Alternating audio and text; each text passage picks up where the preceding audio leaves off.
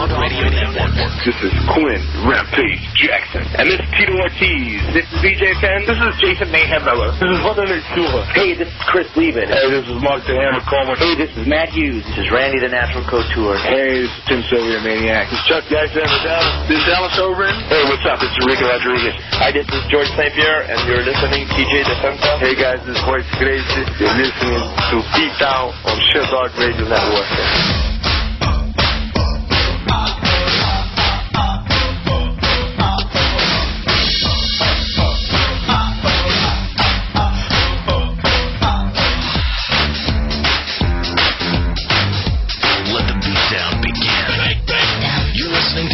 Santis and Sherdog.com editor Josh Gross on the Sherdog Radio Network.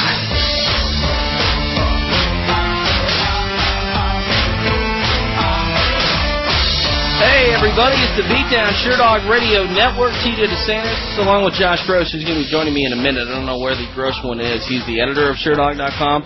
He'll be jumping online here just in a second. But joining me in our first break, the color commentator for the UFC, Joe Rogan. How you doing, Joe?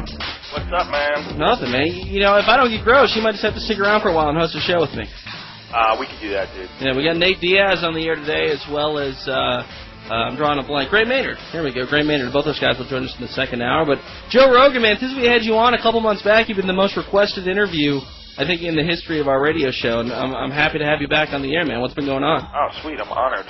Yeah, you should be. The Sherdoggers want you, man. That Sherdog forum, I don't post there, but every now and then I go and look at some of the threads. You know, you don't need television when you have Sherdog.net if you want to go read some funny, insane stuff. Yeah, it's pretty funny. Yeah, I think that and MMA.tv. Both those websites are pretty intense. You post on the Underground every once in a while, don't you? What's that? You post on the Underground every once in a while. Yeah, I post all the time, almost every day. At least once a day. I always go on and check, and I mean, that's where I get a lot of my information from. I go to Sherdog, I go to MMA Weekly, and I go to MMA.tv and, find out what's going on. Right on. I believe we have Josh Gross online. Josh, you there? Yeah, I'm here. How you doing, Joe? Josh Gross, what's up, dude? What's up, man? Hanging in there. So Joe, a lot of stuff has happened since the last time we talked to you. Gabriel Gonzaga knocked out Mirko Krokop. I mean, actually, let's break away from the UFC a little bit. And again, today in the news, we have another MMA fighter testing positive for nandrolone, an anabolic agent, the same one that was found in Royce Gracie's urinalysis after his fight with Kazushi Sakuraba. What's your take on all these, string of outbreaks of positive tests for steroids? Well, we've all known. I mean, everyone knows how many people use performance-enhancing drugs, and that it's really a matter of who gets caught. Mm-hmm. It's one of those things there, especially when the sport was established. I mean, for the years that it was very small and, only kept alive on the Internet. I mean, is there any doubt how many people were on steroids? I mean, There's no doubt. I mean, Mark Kerr, come on, man. Some of those dudes are just, it was insane just looking at them. It's impossible to not look like Mark Kerr unless you have just the most insane genetics ever, unless you're doing something. Yeah. And this is not to single out anyone in particular. This is my take on all that stuff. I think, first of all, in order to compete effectively as an MMA fighter, you have to be able to recover. And that's why it's so much more enticing for MMA athletes, or, I don't want to say more enticing, but it's very enticing for MMA athletes because of the fact that these guys are competing in basically in 3 different sports combined into one. And they have to train in all of them. They have to train in wrestling. They have to train in striking. They have to train in submissions. And these guys are putting in some intense, long days. It's very hard to do without some chemical help, especially when you get on in your years. Mm-hmm. And what I really would want to know is, are these athletic commissions, are they trying to protect the fighters? Are they trying to make it safe for the fighters? Are they trying to make it fair? Like, what exactly are they trying to do? It gets to a weird place. Like, why are they saying, because if they're trying to protect the fighters, why aren't they testing for cigarettes?